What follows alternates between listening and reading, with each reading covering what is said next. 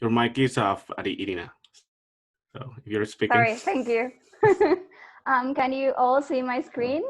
Yeah. Yes? Okay. I think we're going to begin. Welcome all again to our first STEM series. This is the last episode of the STEM series for today.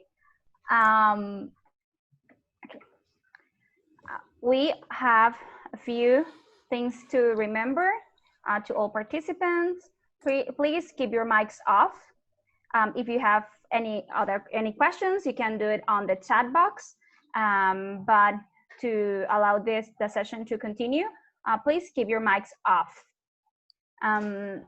Please do not use any of the tools available to you as a participant without consulting with myself or Jorman, that is the other host. That means please do not share your screen if you're not one of the presenters, and make sure you remember to ask your questions on the chat box. Any form of discrimination is forbidden in this space, and all the opinions are your own. Please do be respectful with all participants' opinions and comments. It is not allowed to do any publicity on the chat. I think that is all, right? Yes, so those are our rules. Thank you very much. We're going to start today. My name is Irina Vázquez. I am the Education USA Advisor at la Asociación Venezolano-Americana de Amistad, AVA, in Caracas, Venezuela. We have 6 Education USA centers in Venezuela.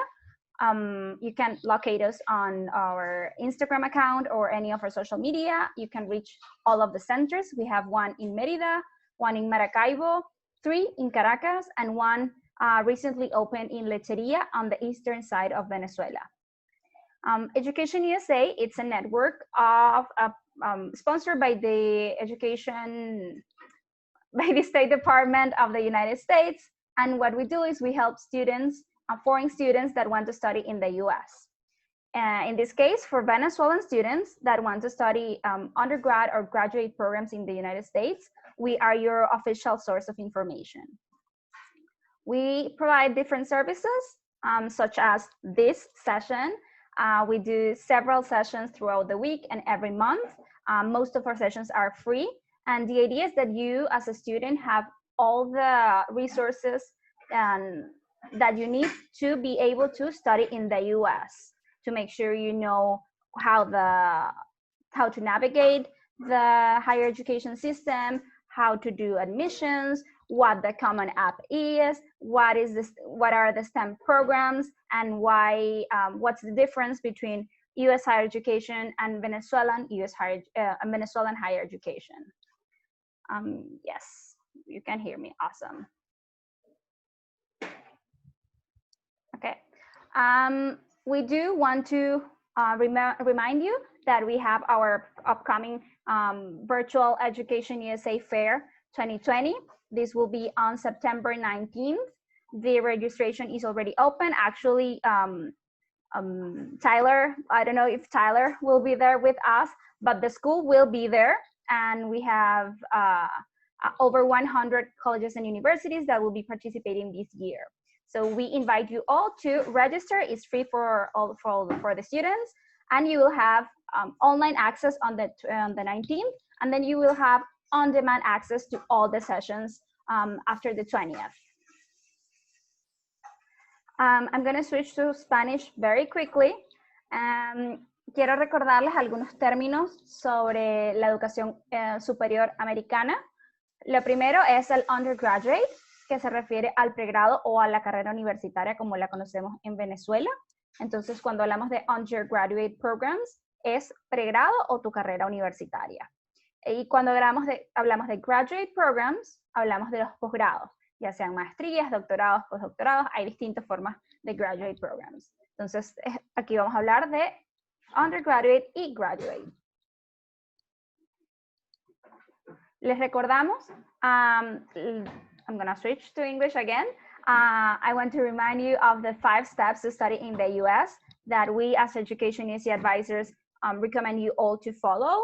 The first is make sure you research all your options on states to study in, schools, programs, undergraduate or graduate, what the opportunities for career, furthering your career in those topics are. Step number 2, make sure you know how you're going to finance your studies.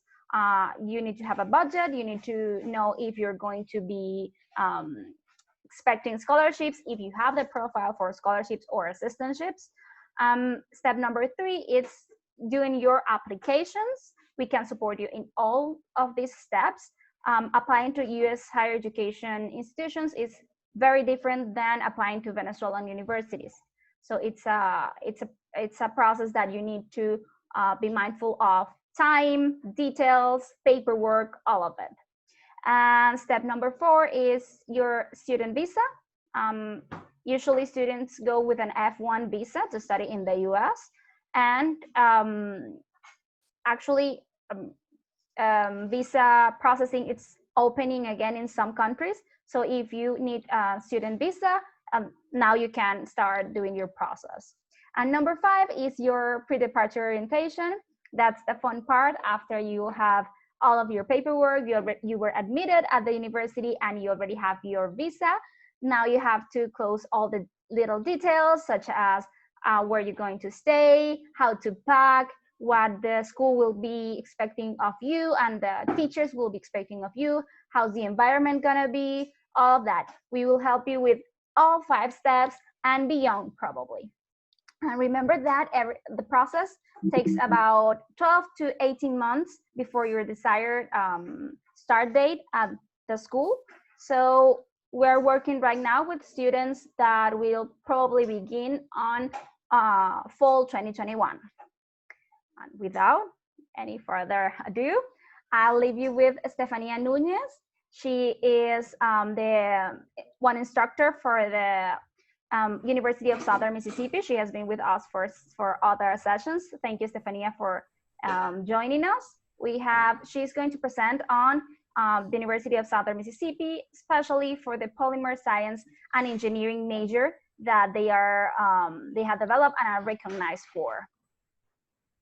Thank you. Gracias, Irina.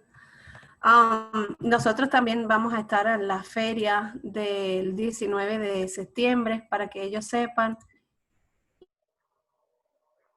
Y pantalla, para que sepan, por si acaso a lo mejor no se resuelven las preguntas que tengan sobre nuestra organización en este día.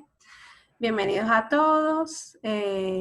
Voy a hablarles un poquito así rápidamente sobre qué tipo de universidad es la nuestra. Estamos ubicados en Harrisburg, Mississippi. Como ven, está al sur, está como a un par de horas de Nueva Orleans. Fuimos fundados en 1910 como un colegio de profesores y somos una universidad de tamaño mediano con en torno a 15.000 estudiantes y somos fuertes en deportes. Fuimos como reconocidos por la Asociación de Carnegie Research Intensive como una de las universidades que tiene un alto volumen de research, y eso es debido a la carrera de la que les voy a hablar hoy, que es la de Polymer, la de Science and Engineering. Por eso es que nos conocieron y nos reconocieron como una de las 130 universidades en esa categoría. También estamos acreditados dualmente por el Colegio de Negocios que tenemos, y tenemos, como ven, más de 180 programas académicos, y pueden pedir información de eso más adelante. Hoy me voy a enfocar entonces en la presentación de la ciencia de los polímeros y de la ingeniería.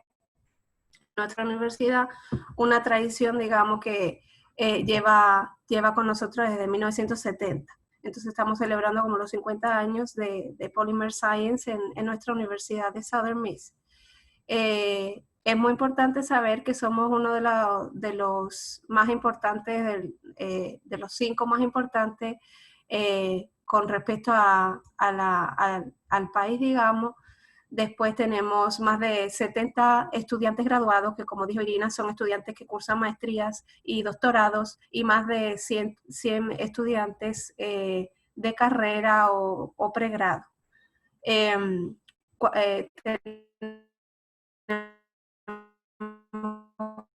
...14, como pueden ver, profesores activos.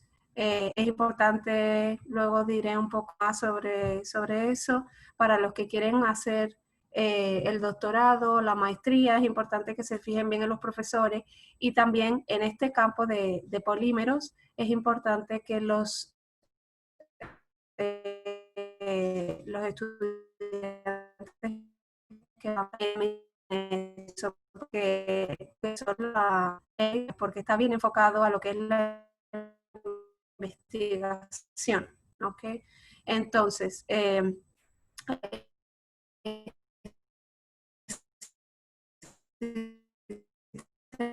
también la posibilidad de ser científica y tan especial, bueno, carrera, maestría y doctorado, al ser tan específica, tiene un 90% de posibilidad de oportunidad de trabajo para nuestros estudiantes antes de que se gradúen.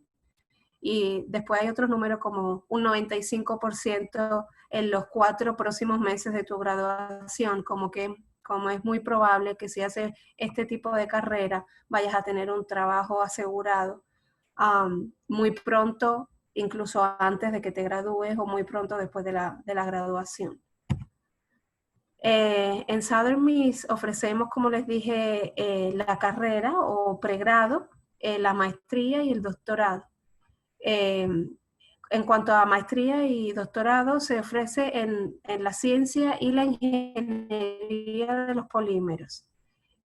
Y el pregrado se ofrece en ciencia de los polímeros y también en ciencia e ingeniería de los polímeros. Como ven, el segundo es más nuevo y se enfoca, digamos, en diferentes disciplinas. Por ejemplo, el enfoque de la ciencia de los polímeros sería en química de los polímeros, y la diferencia con el de la ingeniería sería que se enfoca más en la física y la ingeniería de los polímeros.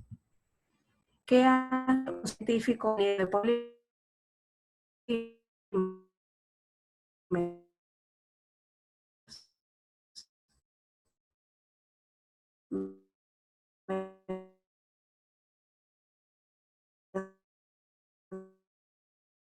Es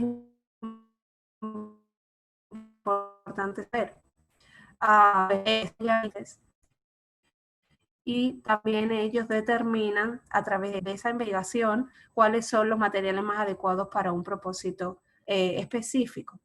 Les voy a poner algunos ejemplos. Serían los televisores de pantalla plana, o paneles y motores de aeronaves de peso ligero, dispositivos médicos, recubrimientos, pinturas, etc. En esta universidad específicamente nos enfocamos en lo que son los deportes, el aeroespacio y en la biomedicina, en desarrollar, digamos, tecnologías o en mejorar las que ya existen. Por ejemplo, una de las investigaciones que se estaba haciendo en el campo de deportes era sobre un casco para los jugadores de fútbol americano. Ellos estaban investigando porque ya saben que el fútbol americano es así bien agresivo, y entonces los jugadores siempre tienen problemas, ¿verdad? Cuando se retiran bien jóvenes y siempre tienen problemas por las contusiones que ellos reciben, por los golpes. Entonces ellos estaban intentando mejorar ese tipo de tecnología que tienen en los cascos para esos golpes, esos impactos. También están investigando sobre diferentes tipos de materiales que se pueden usar para hacer como trajes de baño, para deportistas, digamos, de élite, para, por ejemplo, ser como más eficiente, más rápido cuando en esas competiciones. En cuanto a la aeronáutica, al aeroespacio, ellos están investigando sobre lo que dije anteriormente, los paneles y los motores para las aeronaves de peso ligero, por ejemplo. Y en el campo de la biomedicina, una de las investigaciones que fue reconocida también fue sobre la cura del cáncer, y en cómo las diferentes tecnologías que hoy tenemos, o las terapias que hoy tenemos y existen, son bastante agresivas. Entonces ellos están intentando investigar en cómo atacar esas células malignas, digamos, de cáncer y no matar o no dañar a las células buenas. En el caso de lo que tenemos ahora mismo, ¿verdad?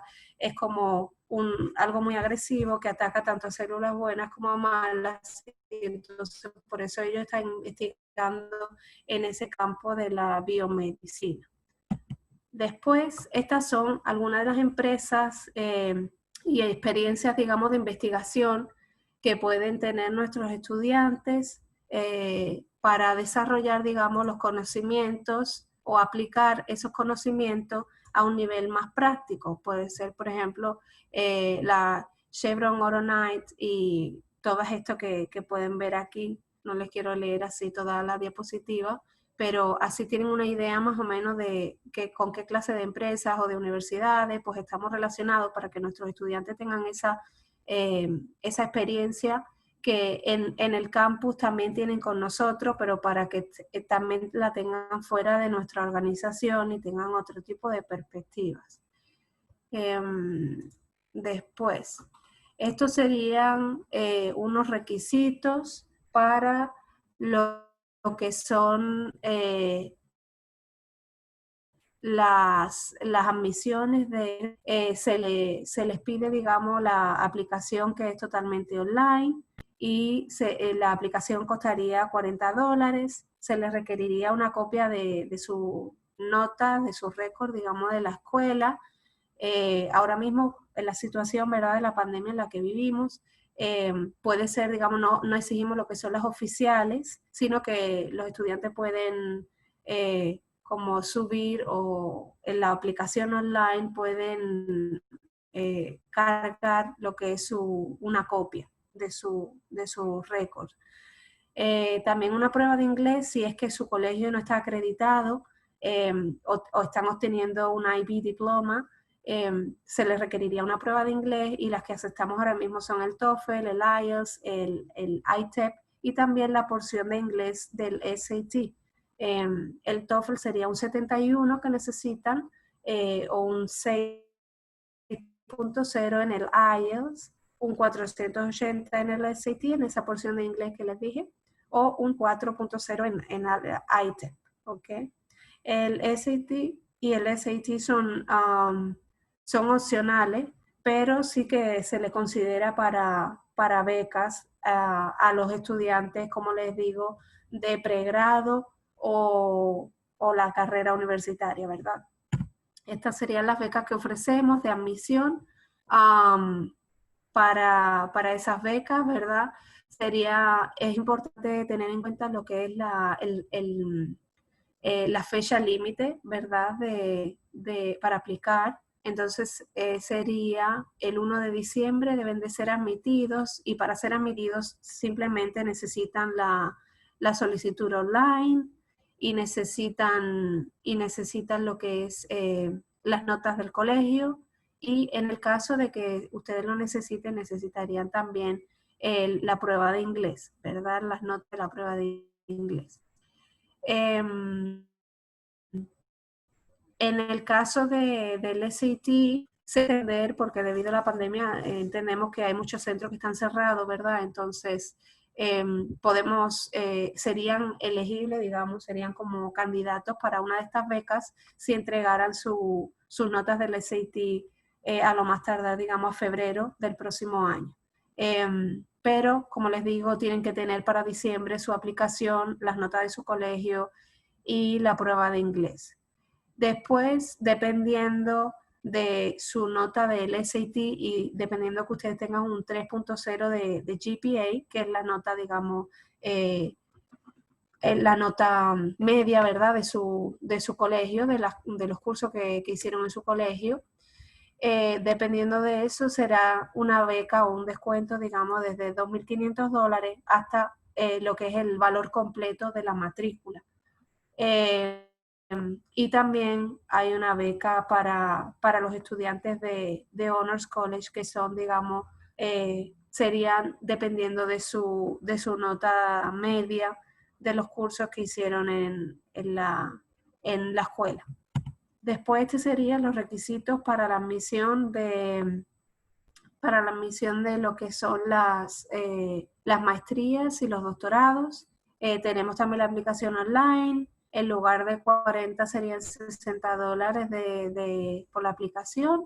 Y también, como les dije, no hace falta lo que son las notas oficiales de sus carreras, pero pueden mandar una copia, ¿ok? Y luego ya mandar la oficial. Después, como lo mismo que para los undergrad, tenemos el TOEFL, el IELTS, todo eso para la prueba de inglés. Y también les quería decir que normalmente, en una circunstancia normal, también se exigiría el GRE y esos exámenes, pero en este caso no se están, digamos, quitando esos exámenes porque también los estudiantes están teniendo problemas para acceder a los centros y examinarse de esas pruebas. Entonces, ahora mismo están quitando esas pruebas hasta primavera del año que viene. Después, les haría falta tres reseñas, digamos, 3 cartas de recomendación, y para el caso, como les dije, de la maestría o doctorado, necesitarán también una carta de propósitos donde expliquen, digamos, qué investigación hicieron, por qué están interesados en esta carrera y todo este tipo de informaciones. Nuestros estudiantes internacionales dicen, yo les hice una encuesta y ellos dijeron que el nivel de competitividad es como de un 7 a un 8 sobre 10, ¿ok? Y a nivel de carrera, ellos dijeron como que su declaración de propósitos o el Statement of Purpose es lo más importante que los profesores, digamos, miran, y después también sus notas en el colegio y en el nivel de la maestría. Lo más importante que se tiene en cuenta es otra vez su ensayo de declaración de propósito y las cartas de recomendación que ustedes tengan. Es importante que siempre tengan eso presente y escriban, digamos, sobre su investigación y todo eso en lo que es su statement of purpose. Eso es lo que a ustedes les interesa más a la hora de elegir a un candidato. Después, este sería el coste total sin ningún tipo de beca o assistantships o nada de eso. En este caso, para las maestrías y los doctorados, les tengo que decir que está a ningún estudiante en la maestría o doctorado que no pueda subvencionar, ¿ok? Normalmente una de las cifras que tenemos también es un 50% de los estudiantes que hacen la carrera pasan a hacer también la maestría o un doctorado en Polymer Science, y eso es totalmente subvencionado. Entonces piensen en este precio y todo lo que se estarían, digamos, ahorrando si es que llegan a hacer una maestría o un doctorado, ¿verdad? O si en el caso de que hagan un pregrado, también tienen que pensar en las posibilidades, digamos, de investigación y en las posibilidades que tienen como de becas de admisión, ¿ok? Después este es el correo de el departamento de polímeros, si quieren dirigirse directamente a ellos, y también está el contacto de la señorita Petra Marlin, que es la directora de relaciones de admisiones internacionales, y mi contacto por si tienen alguna pregunta para mí, o si quieren que le ponga en contacto con un profesor en específico, o si tienen una pregunta más específica. Y la información la tomé de la página de la universidad, que es esa. Si tienen interés para mirar trata, que van a aprender en la carrera y más información. Muchas gracias, Creo Estefanía. que así. Quiero tocar algunos puntos importantes de la presentación de Estefanía, más allá de la carrera, también es importante que recuerden, si quieren, están buscando posgrados, contactar con los faculty, a los profesores de las investigaciones, de los research projects en los que ustedes quieren participar, siempre es no necesario, pero es deseable, ¿ok? Que ustedes puedan tener ese primer acercamiento directamente con los faculty. Sí, es importante porque también es importante saber, digamos, qué tipo de fondo tiene ese departamento, ese año en especial. Quizás tienen solo 2 becas, o tienen 10, o tienen una. Entonces, si se comunican con los profesores, es verdad que les va a ayudar. Yeah, Gracias, especially, thank you, Stefania. Thank you, Petra, for being here. Do remember that you can ask questions on the chat box, and we will have, after Tyler's presentation, after Virginia Tech's presentation, we will have time to answer some questions. I already have some that you've sent me through WhatsApp, and we will be answering those, but you can also use the chat. Give me a second.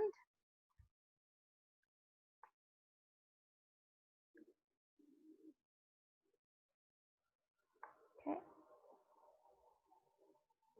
Are you okay, Taylor? Do you have your information? Yeah, can you all see my presentation, my PowerPoint?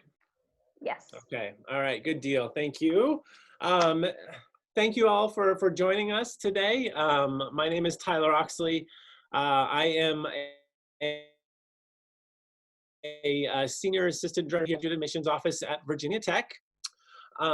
Virginia Tech, if you're not familiar with the university, it is a large public university located in a town called Blacksburg, Virginia. Blacksburg is in the southwest part of Virginia. It's kind of a rural area. It's kind of out in the mountains. It's about a 4 to 5 hour drive away from Washington, D.C. That's kind of the closest main city that you all will be most familiar with. The university itself, we are a Tier 1 Carnegie research-oriented university. And so we do put a lot of emphasis on making sure our students have opportunities outside the classroom, getting involved in research. Our motto, the university's motto is Ut Prosum, which means that I may serve. And so it's an important part of the university is giving back to the community, giving back locally, giving back nationally, giving back globally. And so our students and our faculty do put a lot of emphasis on making sure that we're doing good and we're helping out in the community at large. Virginia Tech is home of the Hokies. That is our mascot. It's called the Hokie bird. It's kind of unique, but what it means is basically we take care of each other. And certainly in this time of need, Virginia Tech has stepped up to the plate and has given back to the community and making sure not only our students, but also our community in Virginia is being taken care of. The university itself has has 7 different colleges. The university is broken up into 7 different colleges. At the undergraduate level, we have over 150 different undergraduate programs. And then at graduate level, nearly close to 200 master's and PhD programs. The university is definitely known is located. You know, we have 14 different engineering majors at the undergraduate level, and then we have about 12 to 13 at the master's and PhD level as well. But we are a comprehensive university, and that means that we have a lot of different programs and a lot of different subject matters. So we do everything from agriculture to architecture, liberal arts, languages, business, science. We do have a medical school and a veterinary school as well. Some reasons that students choose to come and study at Virginia Tech. We have some very highly ranked programs. Our engineering school is in the US, but we do take pride in making sure our students excel here on campus. So our graduation rate is 83%. So that means that 83% of the students that end up attending the university do graduate. And see the national average is about 49%. So we're well above the averages there. Our average start, and that's because of the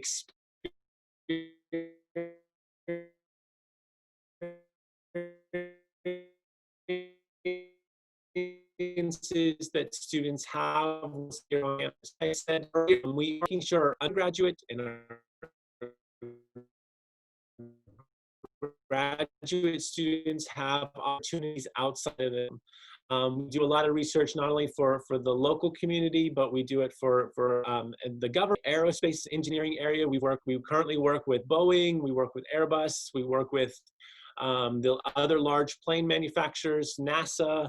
We also have our own drone center as well. And we have a startup company that is doing delivery in the local community using drones, and so that's the first in the country, in the U.S., that is working on that.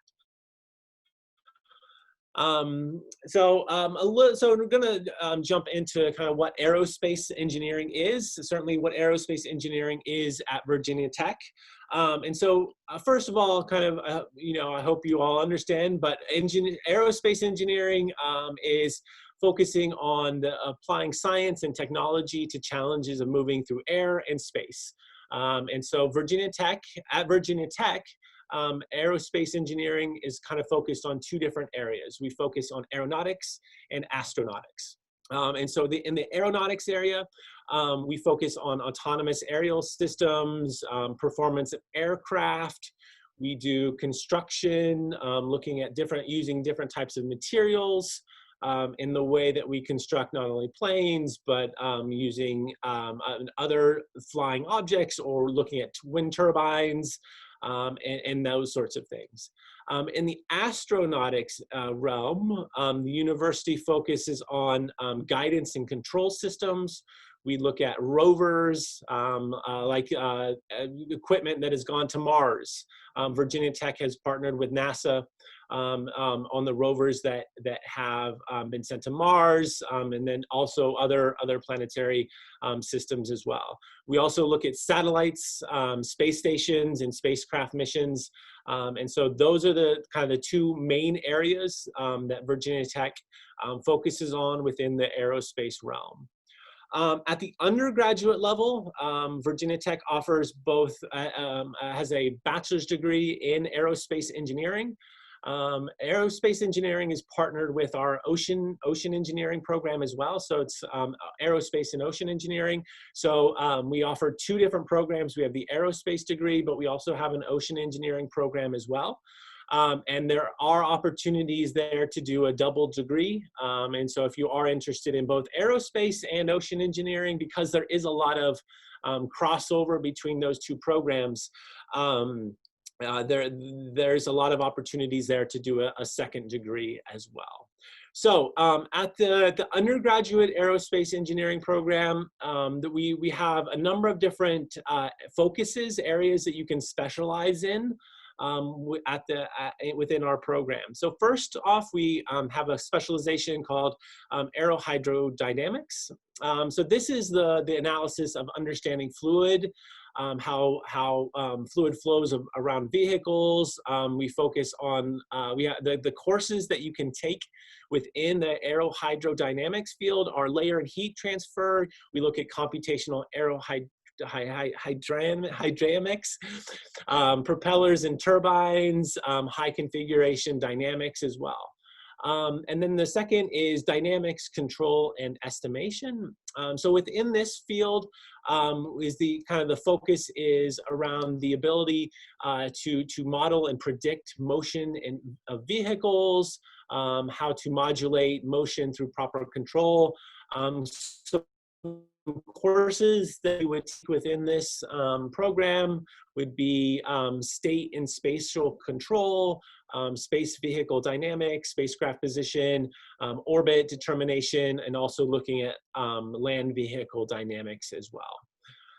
And then we have energy and the environment. So energy and the environment focuses on imparting specific skills required to understand the nature, the scope, and challenges of the environmental impact. So this one is focused not only on aircraft or design, but also on looking at the ways that it impacts the environment. Certainly it looks at looking at alternative energy systems, green energy. It also has wind turbine technology courses, and those sorts of things. So if you're kind of interested in the environmental side of aerospace engineering, this is a great area of focus that you can focus on. And then we also do propulsion. So, propulsion is looking at engines, specifying how, looking at developing new types of engines and an analysis of aircraft and spacecraft propulsion. And so some courses that you could take within this one, within this field, are spacecraft propulsion, looking at propellers and turbines, but also looking at aerospace propulsion systems as well. And then we also do space engineering. So this is more focused on the space side of things. So understanding the space environment, how payloads, aircraft that are going up into space, how the different payloads interact with those. Also looking at space missions, how to design and operate a mission, a space mission, analysis and functioning of those space vehicles. And some courses that you can take within this field include exploration of space environment, spacecraft propulsion, space weather, solar winds, and those sorts of things. And then lastly, we also do an area of specialization in vehicle and system design. So this is looking at the different types of skills or equipment that is required to understand nature, scope, and challenges of designing innovative vehicles and systems that are going into to lunar sites or into space in general. So some courses that you can take within this field include engineering design optimization, avionics, systems analysis of air transportation, configuration, and aerodynamics. So that's the undergraduate programs that the university offers. So the admission criteria for students that are coming into aerospace engineering, what we're going to be looking for generally are students who have strong math and science background, so taking high-level math and high-level sciences in your high school. And generally we're going to want strong grades, so A's and B's on the US system, generally 14s, 13, 14s or above on your local system. We are SAT optional for all applicants, so if you don't have an SAT, that's perfectly fine. We can admit students who do not have an SAT for their application. We also require an IELTS or a TOEFL or some other sort of language exam. Generally, we're looking for a TOEFL score of 80 or higher, or an IELTS score of 6.5 or higher. We do what's called holistic admissions. So what that means is we're going to look not only at your grades and maybe your SAT scores, but we're also going to look at your personal side, what we call extracurricular activities. So what are you doing outside of the classroom? Are you involved in clubs and organizations? Are you working? Are you playing sports? What are you doing in your community to get involved? And so that's an important piece of the application review process. We like to see students who are involved in their community and whether it's in their school or their family. There's a lot of ways for you to show that you're getting involved. And that's an important piece of the application process. Just some rankings here. Virginia Tech's aerospace engineering program itself is ranked number 5. The best value in aerospace and aeronautical engineering is ranked number 4. Within aerospace undergraduate programs, the aerospace engineering is ranked number 15. Obviously, rankings fluctuate, and they're not the most important thing. So just because the school has really high rankings, don't definitely do a lot of research to understand a little bit more about the programs and what types of opportunities there are there. As far as the graduate programs go, Virginia Tech offers a PhD program in aerospace engineering. We also offer a Master's of Science in aerospace, and then we also do a Master's of Engineering as well in aerospace. There's a lot of different types of programs depending on what your goals are. I get asked the question a lot, what's the difference between a Master's of Science and a Master's of Engineering? And that's a good question and an important one as well. So generally a Master's of Science program is going to be more research oriented. You're going to have a lot more opportunities to thesis, to either work in research programs or working on labs on the university campus. And so if you're interested in more on the research side, definitely do a Master's of Science. While if you're more interested in more of just the academic side, if you need a master's degree for your job and that's it, you're not really too interested in research. The Master's of Engineering is the course taught program, and so basically you're just going to be doing classroom work without the research side of things. As far as the admissions criteria goes, they do holistic admissions at the graduate school as well. So they're going to be looking for an undergraduate degree, a bachelor's degree in engineering, in science, or in mathematics. Just because you don't have an engineering or an aerospace engineering degree doesn't mean that you wouldn't be eligible for this program. The GPA, generally, they're going to be looking for a 3.0 on a 4.0 scale. It's kind of a B average or better. Obviously, the higher the better there, but that's kind of what they're going to be looking for. They do require a language score, so a TOEFL or an IELTS there. I recommend students have at least a 95 or higher on the TOEFL or a 7.0 or higher on the IELTS. They do require a GRE. Generally, they're going to be wanting at least a 150 in each section. Generally, I recommend a 305 or higher for the GRE score. And then letters of recommendation, they do want you to have 3 letters of recommendation. Those can be from different types of people. They don't have to be from professors. If you've have an internship, or if you've worked in a company, they like to see that you have experiences outside the classroom.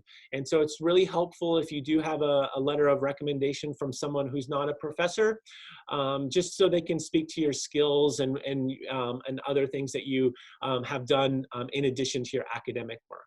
And then they're going to look for your resume and also your statement of purpose. Your statement of purpose is really, really important because that's your chance to tell us about yourself. Tell us about your experiences. Tell us about why you're interested in a master's or a PhD program. Also what types of experiences you've had, what research you've done, or what your goals are for doing the program. And so definitely that statement of purpose can be very, very important in the review process. Also, one thing I do recommend that anyone who's interested in a master's or a PhD program is to reach out to faculty members within the program. Because they're the ones who are ultimately going to make the admission decisions. And so if you find a faculty member who is doing research or has experiences in an area that either you have or that you're really interested in, definitely send them an email, because they can really be your advocate in the application process. Also, they can be your advocate when it comes to finding assistantships. So teaching or research-based assistantships. Because we're a research-oriented university, we have we need a lot of students to work either in our research labs or helping with teaching classes or being tutors for classes. And so definitely don't feel bad about emailing a professor. That's one of the best things that you can do. You know, because our aerospace engineering program is so large, there's a lot of different areas that we do specialize in at the graduate and PhD levels. And those include like aircraft and ship design. That includes structures and materials. We also do navigation and GPS security, wind energy. We also look at satellites and small satellites. One also really unique thing about our graduate program is we do something called the 3-minute thesis competition. And so this is open to all graduate and PhD students. It's basically like if you're familiar with the TV show, what is it called? What's it called? Where basically you're doing a presentation on what you've created. And so, you know, that's Shark Tank. Yeah, Shark Tank, thank you. Shark Tank. And so basically you have 3 minutes to pitch your idea or your thesis to members of the faculty, but also business members as well. And it's really a cool opportunity to show off some of the work that you've done or some of your ideas as well. And so that's just kind of a fun opportunity there. I've got a short little video here that I hope will play. It's just going to show you one of our wind tunnels that we have at Virginia Tech. It's the largest wind tunnel of any university in the world.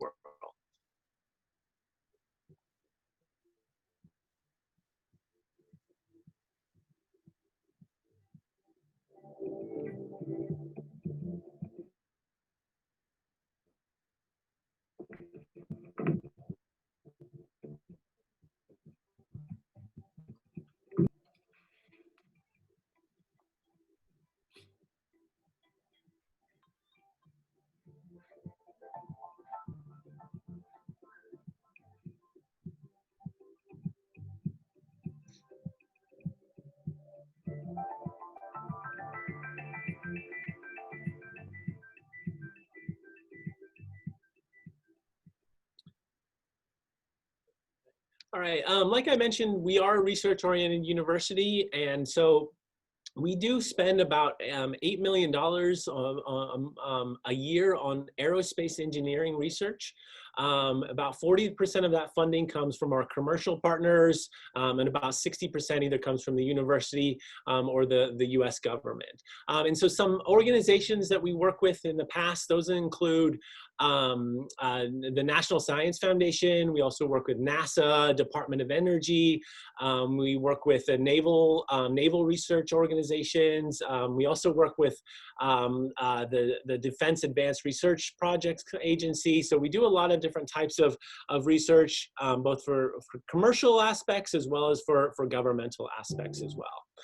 The university itself has 4 main strategic, what we call thrust areas that we do focus on in our research, and those include autonomous systems, so like drones, unmanned aerial aircraft, those sorts of things. We also focus a lot on environmentally responsible systems, you know, so how can we be environmentally conscious in the aircraft and jets and those sorts of things that we're creating. And so we focus a lot on efficiency, making sure we are creating low emissions propulsion vehicles, looking at drag and aircraft, looking at wing design so that to limit drag and to be as efficient as possible. We also do cyber physical security, and so this is kind of looking at, you know, kind of how we can create a safe cyber physical security threats, you know, both on the aerospace side as well as on the ocean side. And then we also do, lastly, we do satellites and space-based sensing. So this is focusing on enabling resilient airborne and space-based communication, looking at reconnaissance, positioning, and those sorts of things. So some of the outcomes, where do our students go after they've completed their program? There's a lot of different outcomes for students. They can either go work in the aerospace industry, You know, like I mentioned before, we work with all the large major aerospace companies, but we also work with startups and some of the smaller companies as well. A lot of our students will go on to work either in the military or go to government agencies. And then also continue on research and higher education. Because we're such a research-oriented university, there's a lot of opportunities to either stay at the university or go to other universities to continue your research or your degree programs. So that's all I have. I do recommend that you give us a follow on Instagram and Twitter. We are active as the university for Instagram and Twitter. Our Instagram is great because we do student takeovers where students will tell you a little bit about what they're doing either on campus or off campus. So definitely give us a follow there. And you can definitely check out our, send us an email to admissions or check out our website. vt.edu is a great opportunity to learn more about the university itself. So thank you very much, and I look forward to hearing some questions that you all may have. Thank you, Tyler. I'm gonna share my screen one more time. You have, well, you guys all have the social media for both Virginia Tech and Southern Miss on the chat box. You have all of their social media, including YouTube channels. I always recommend students to visit the YouTube channels from schools and Education USA because you have a lot of resources there from previous sessions or admissions, the tips, focus on certain programs that you can use during your first step of research and your second step of admissions. Please do tell me if you can see that. Yes. Again, thank you, Tyler. Tyler is the Senior Assistant Director of the Undergraduate Admissions at Virginia Tech. I just want to, okay. Thank you everyone for participating. Let's start with questions. I don't see any questions on the chat. I do have some questions on WhatsApp that I'm going to read right now. Give me a second. Okay, so there's someone asking about if you have any opportunities, any of you guys have opportunities, particularly for women in STEM.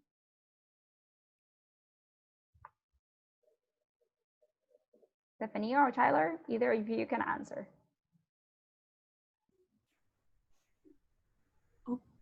Okay.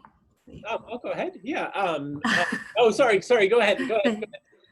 I was actually gonna ask Petra Marlin. She's the International Admissions Director at the University of Southern Mississippi, and I'm sure she can help us answer that question regarding Southern Miss. I know that we have an organization, like a student organization for women in STEM, and I remember that one of our international students was heavily involved in that in terms of, like, you know, being a president or vice president of that organization. So we do have that available. And we may also have, I mean, most universities have a lot of different scholarships available through their university foundation.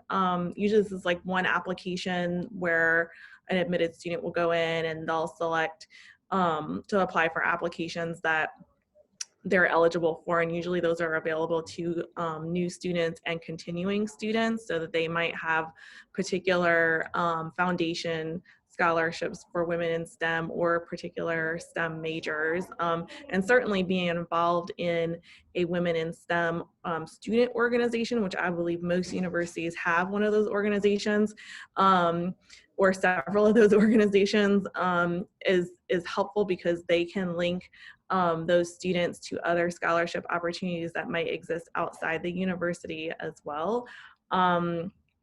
We offer, in particular, I know we have an undergraduate research forum every year, and we have, of course, both women and male students participating in that research forum, but they're able to compete for cash prizes to further their research, and also to further or attend like a national conference or something like that related to their research. So there are lots of opportunities out there, and in fact, I know that our undergraduate advisor and the person that Stephanie got all of the information from for the Polymer Science program is in fact a woman, and she's very passionate about the biomedical side of polymer science, and so she's been very supportive to some of the females I know that we've had as international students in polymer science. It's good to see advisors that are females too, right?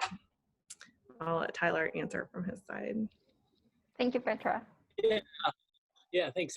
Yeah, that's a really good question, and it's something that the Virginia Tech itself has recognized, that our engineering program as a whole is largely male dominated, and so both the graduate school and the undergraduate admissions office are focused a lot on making sure that we're doing everything we can, whether it's outreach or in the admissions process, to make sure we're giving as many opportunities to women in STEM as we can.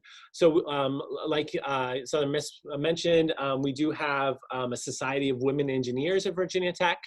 It's kind of our STEM focused club for women. And so it's definitely something that the university is putting a lot of emphasis on, making sure that we have plenty of opportunities, whether it's in the admissions process or once students are here on campus, to give as many opportunities for all people that are underrepresented in our engineering program. Thank you. We have one in here from from Marianli. Thank you, Marianli, for your question. What would you recommend to reach out to faculty members when you're applying for a graduate program? Petra. I can start off with that. So usually what I advise students, we have a faculty directory on our website. So if you just search faculty, the first thing that pops up, and in that search, you can search by subject area, and it will bring up a list of the faculty within that subject. It'll give a brief bio about them, usually mentions something about their interest area, and even if you click on them, you get even more information. And so I always advise students to go to that site and kind of scroll through the faculty, see if anything catches their eye in terms of the research that they're doing, and they might find one or two that are doing, working in the area they want to pursue. And so those would be then the people to target directly. And then you can also just email the department email in general, and ask for recommendations as well, because they might have just one central person answering emails that can refer you on to the right faculty member, but then also reaching out to that faculty member directly. And I know sometimes it can be tricky with grad faculty, getting responses. Keep in mind that there are certain times of the year that might not be the best time to email faculty, like at the very end of the semester or the very beginning of a semester when they're busy and trying to get their classes started or advising students. And that might be a reason that you might not hear back right away. So if you're really interested in it, just be persistent. Maybe you need to send several emails, that's okay. And again, maybe contact there's usually also like a graduate coordinator for each of those areas. So if you're not hearing a response back, get with the graduate coordinator and see if they can put you in touch. So those are my recommendations. Yeah, what Petra said, definitely good words to follow. One thing I would add, your first email is really important. Don't ask for money or a scholarship in your first email. Tell the faculty member that you're emailing, or the graduate coordinator, a little bit about yourself, a little bit about some of your background, and why you think you'd be a good member of the community, or a good member for the program. And then maybe at a later date, then you can ask about scholarships or assistantships. But definitely don't do that up front, because that can sometimes come off poorly. So. Thank you. Yes, we help students with those emails usually. And yeah, as Petra said, sometimes faculty can be very, very busy. So always make sure you copy or send a separate email to your international graduate admissions contact at the university to make sure that you have any sort of follow-up and that it will get to someone at some point. And we have Miguel asking, does Virginia Tech have assistantships? I missed that part. That's fine. And if so, how much does it cover? Yeah, so at the graduate level, we do have a number of different assistantships available. Each department, certainly in the engineering and sciences program, is going to have a number of different assistantships, whether it's teaching or research assistantships each year.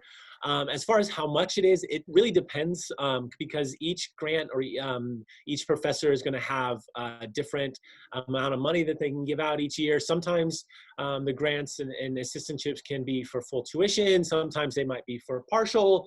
And so it really depends. It depends by the year, it depends by what program you're going into. So unfortunately, I can't really give you a great answer there, but you know, it really is dependent on a number of different factors. Thank you, Tyler. And that applies for almost every school. It depends, it varies by year. So you have to ask. You have to do your research. You have to write down to the professors, the research leaders, or the of the department head that you need to, or you are going to request the assistantship for. There's different sources of financing your studies, especially for graduate studies. So there's a lot that we can do there. And we have a session on that is already on our YouTube channel. You can watch it. Thank you, Miguel. Sophia, do you offer scholarship for undergraduate students? And how is the process to study in aerospace engineering and ocean engineering at the same time? This is a very good question because in Venezuela, the double major option is not very common. And it usually takes a lot longer to do two different majors. They're not at the same time. So Tyler, if you could tackle that question. Sure. Unfortunately, at the undergraduate level, the university itself doesn't have a lot of opportunities for financial aid and scholarships. The way our financial aid and scholarship model works, we just don't have a lot of opportunities for aid at the undergraduate level. You know, with that said, though, we do the dual or double degree is definitely an opportunity there. And so kind of the way it works is whether you're doing a double degree in aerospace and ocean engineering or aerospace engineering and you know, something else, business, for example. Basically, you're going to want to make sure that you're communicating with your academic advisor so that all classes that you take are going to benefit you in both areas. There's certain programs where there's a lot of overlap. So aerospace engineering and ocean engineering, there's so much overlap that, you know, it's still going to take you a little bit more time to graduate. It might take you another year or maybe another 18 months, depending on the program. But certainly in programs where there's a significant overlap, it's definitely you have a lot of more opportunities to accelerate that timeline. Other universities and definitely Virginia Tech, we do have an accelerated master's program as well. And so what that is where you're able to do both your undergraduate degree and your master's degree in an accelerated timeline. And so for aerospace engineering, that would mean that you'd be able to get your bachelor's and your master's of science in theoretically in 5 years. You'd start taking master's level courses in your 4th year of study that would count both towards your undergraduate degree and your master's degree. And so a lot of times I recommend students take a look at the accelerated degree program because sometimes you can maybe help save yourself some money, but also accelerate that academic timeline as well. Thank you. Petra, I wanted to ask, because Southern Miss do have the undergraduate scholarships. And I know from Stefania's presentation that SAT is one of the requirements for those automatic merit-based scholarships. It How? is. How are we handling that for our next cycle, next admission cycle? Well, those scholarships are put together and handled by our undergraduate scholarship office, and our international students benefit from them in a sense that they are just considered they're considered non-resident applicants, just like a U.S. non-resident, and so they're eligible for those same automatic scholarships. I have not received any kind of word yet that they are going to change their deadlines or waive the SAT for those scholarships. If they do, of course, we'll be putting out that information, but as of now, it kind of stands the way it is. So we are accepting the SAT scores by February, right? Next year. Right. Well, here's the thing. If they take the SAT, they have to be admitted by December 1st, regardless of whether they have SAT or not. So they can be admitted with their transcript and their proof of English proficiency through a number of proficiency, methods that we have. As long as they're admitted by December 1st, they can still take the December SAT and then submit that by February 1st and be eligible.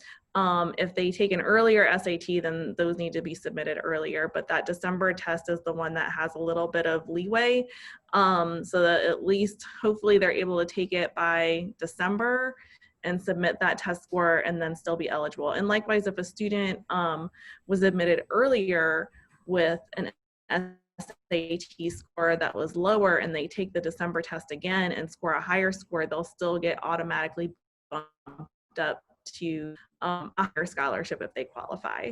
They can't have taken a gap year. They have to be applying during their current senior year to be eligible, but the scholarships do range from $2,500 up to full tuition. And I think that would be amazing for an automatic type scholarship that doesn't even require a separate application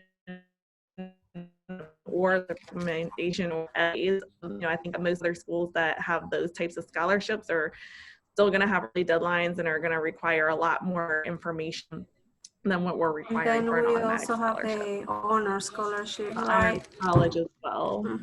Okay. Again, they have to be admitted by December 1st, but they can then also apply separately to the honors college. So that does have a separate application, and they It's a free get application. $2,000 per year if they're admitted to honors college. And then there are a couple of other scholarships that they can apply through honors. So we have a presidential award that's a full ride scholarship, and it's not just one of those that they have several that they give out. And we've had international students receive that award. And then they have some other scholarships that will fund study abroad opportunities or research opportunities as well. Okay, so for students, just so you know, we are also keeping an eye on the SAT situation locally, because SAT did not go the home version route. So all of the centers are still closed. And as far as we know, in Venezuela, schools will be closed until January. They will go online. So we don't know if we're going to have any open presentation sites. That's why we're asking those questions particularly, but we're still monitoring the situation, and as soon as we have information, our social media will be full of any news that we have. I think we're done with questions. I have a couple. I have one more. I will that we do have I'll add something about the scholarships though. We do have an appeals process, and so that appeal application generally opens in March, and I would assume other schools have appeals processes too, so that if a student, in my experience, if a student's able to make a really good case and document the fact that they simply were not able to register for this test or not able to take it, and of course, we have really extenuating circumstances this year, that I would encourage them to submit an appeal and document those circumstances and see if they might not still be awarded a scholarship after the fact. As long as they, especially if they were admitted by December 1st and met that deadline, I think they would have a better chance of getting an appeal. Okay, thank you. I have one more question for both of you about undecided majors or undecided students. This was one of the questions from WhatsApp. We have very limited undergraduate and graduate programs in Venezuela. So many of our students just don't know the options out there. And they know that they want to go for engineering, but they don't know what they want to do. So do you recommend them to pick one to be admitted to and then change major and explore, or enter with an undecided major? What would be your recommendation for this type of students? I would say check with the university admissions officer at the school, because I know a lot of schools have different processes along those lines. Like, you know, I used to work at an institution that had an exploratory option for students, you know, in certain areas, or if they weren't able to be admitted directly to an engineering degree, they might put them in another kind of holding major where they're advised. I know at Southern Miss, it's if students are not quite sure what they want to explore, we can't put undecided on their I-20. So I generally will put them in the liberal studies major. And then once they get here, you know, during that week that they're being advised and whatever, if they decide on something, we can always change it pretty easily. But knowing that schools just have different ways of working with students, in that way, I would get in touch with the, you know, with their, especially if they knew they were interested in a certain area, but not quite sure of what they wanted to go into. Yeah. Tyler? So Virginia Tech, we have a lot of opportunities for students that are undecided. So first of all, our engineering program itself, you don't apply directly to a specific engineering major. You don't apply to aerospace engineering or computer science or mechanical engineering. All students apply to what's called general engineering. And so the first year is kind of a general foundation program. For that first year, you're going to take physics, chemistry, calculus classes, but then you also take seminar courses to learn a bit more about the engineering options that we have. So you learn about engineering or mining or one of the 14 engineering majors that we offer. And so that really helps students understand more about what each engineering major entails, what courses you're going to take, what internships and co-ops are available, but then also what types of research you can get involved with. And then after your first year of study, that's when you're able to make that decision about which specific engineering major you're going to do. So we understand that you're undecided and understand that, you know, what does computer science mean? Might differ by university to university, and so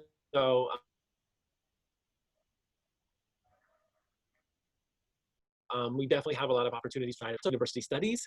That is, you know, if you really don't know what you want to do or what you want to study, that's a great option because you work with advisors. You get to take classes in a couple different areas to learn a little bit more about the university and different majors.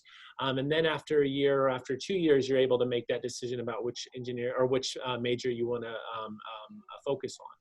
And then we have each of our colleges, so our College of Science or College of Ag, liberal arts, business, all the different colleges, they also have their own undecided major as well, or program as well. So if you know you want to study business, but you don't know if you want to do accounting or marketing or finance or hospitality, you can do a general business program, and then you come into the university, and then after a semester or 2 semesters or whatever, then you're able to focus on which one you actually study in.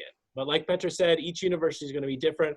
So do a little bit of research to figure out exactly what options are available. Ask questions, send an email to the admissions office. We're always happy to help answer any questions you guys might have about what options or what.